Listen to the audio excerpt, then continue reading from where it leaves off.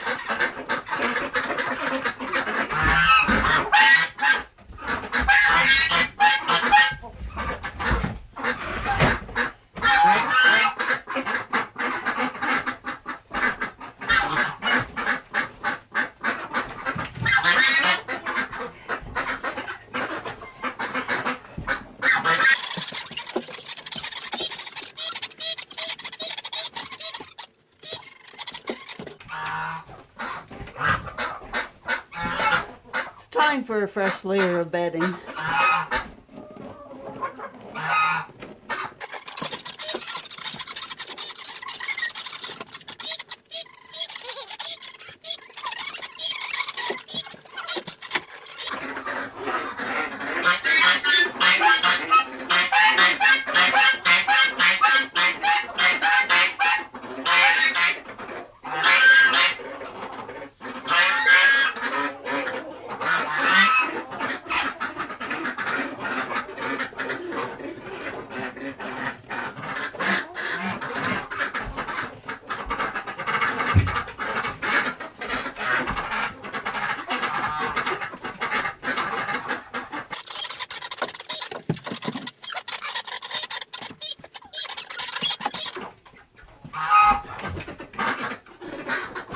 You can see how excited they get.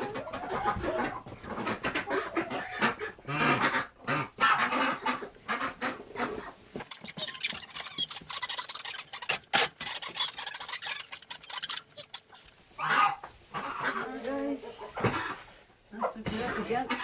I don't think you can get out when you're gonna get out.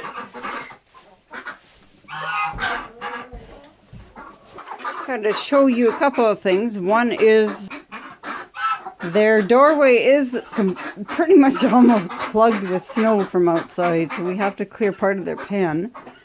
I'll show you that bucket system we have there. Just let me get the camera up closer. There, for those of you that wonder how we try to deal with the water issue in the winter. Right now, we are also, actually our well is going dry too, so we're melting snow. We have a bucket with a hole in the side with a lid on top for the ducks and geese. The chickens will drink out of that too. Then we set it on a metal mesh that's on a frame and on feet. Of course, the geese and ducks, well, the geese especially need a step. They're kind of clumsy. So I built a little step in front of it. And then there's a pan underneath that to catch any spills. So that way there's really no water getting into the bedding as much as possible. We do have this outside when we can, but it's just been a heck of a winter. And if you look, the geese are trying to eat their way out the door. They do enjoy eating snow, but it's just been too much to deal with for them. So that's that. And then, of course, our other bucket, just let me pause this for a second. There's the chicken bucket. It's got the side mount nipples on it. And I will thank Lumna Acres for this idea because it works summer and winter. All we got to do for the winter is drop a bucket heater in there, or like a tank heater. And we found some good ones that will only run when necessary. So if it's warm enough, they don't even flip on. And they're 250 watt bucket heater. They have a wire coil around the cord so the geese can't eat the cord, because geese like to play with everything.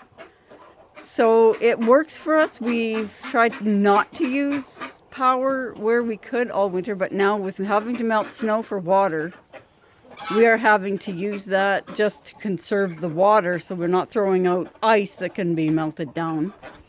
It takes too long to do though. Anyhow, I'm going to move the camera around and show you their pen from the outside that needs to be at least half cleared for them. Here's a quick look at what we're using as bedding storage. It was actually a top we built on top of a skidoo trailer, and we sold the skidoo trailer, so we pulled this off and set it on the ground to put the bedding storage in here. I'll just walk around and show you. This was all stacked in here. I piled it like they did old-fashioned way when they pulled it off the fields, but this was from a round bale of green feed, and I think I got probably 70% of that bale into this 8x8 structure packed in. There's a bit of the interior of the roll of the bale still out in the snow here that was actually kind of moldy, so I just left it out. Then, and actually we do have the center seam of the roof in here. It leaks. So down the middle of this pile in here is also starting to get moldy. Even in the winter, it does mold in Saskatchewan when there's moisture in it. So we'll walk back around to where the pen is and show you how that looks. And it is just so full. We just don't have much in the way of a way to clear it either, because I can't get the wheelbarrow right now, and there's a lip in there anyway on that gate that I can't get the wheelbarrow over. So I'll just probably end up tossing snow out, and Tom can blow it over the snowbank here.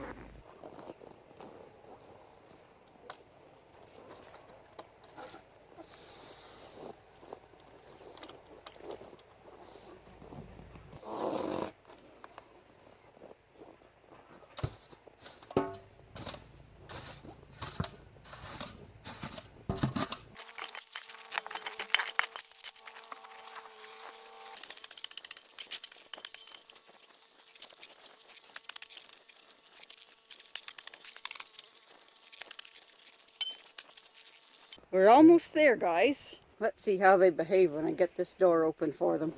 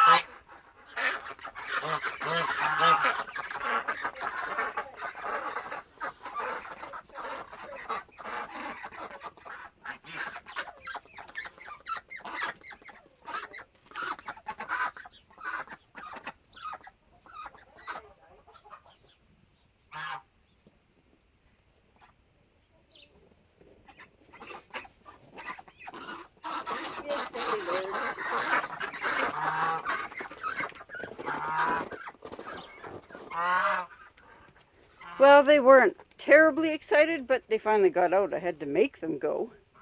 The chickens will be a while. There they are. They don't like me in the pen right now. But that's okay. They need out. Right, guys? You do need out. These two, they're quite a pair. I mean, they're really nice, but they're not aggressive towards people. I kind of like them. Messy though they be.